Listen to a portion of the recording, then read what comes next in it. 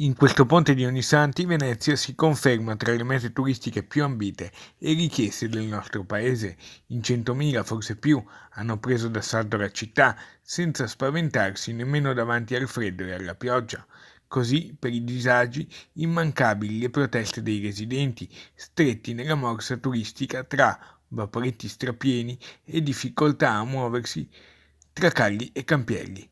Stiamo arrivando alla conclusione della stagione veneziana e anche il Ponte dei Santi si sta rivelando un buon momento per l'hotelleria a livello del Comune di Venezia. Prevediamo in questo momento un'occupazione del 90% circa.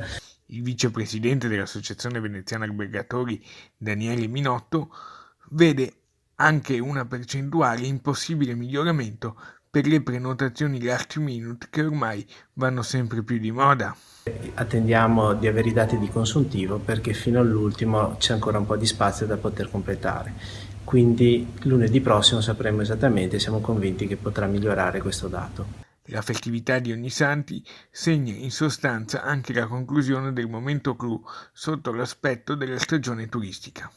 Questo ponte chiude gli eventi importanti della città sicuramente e poi ci daremo appuntamento con quello che è il Natale e il Capodanno e poi la vera ripresa della stagione con il Carnevale. Nel bilancio finale, la parte del leone la fa naturalmente sempre il centro storico. Gli alberghi di categoria più alta, 4 e 5 stelle, hanno fatto registrare durante l'anno il tutto esaurito nei momenti più importanti ed attesi, come l'apertura della Biennale d'Arte, Regata Storica e la Mostra del Cinema al Lido.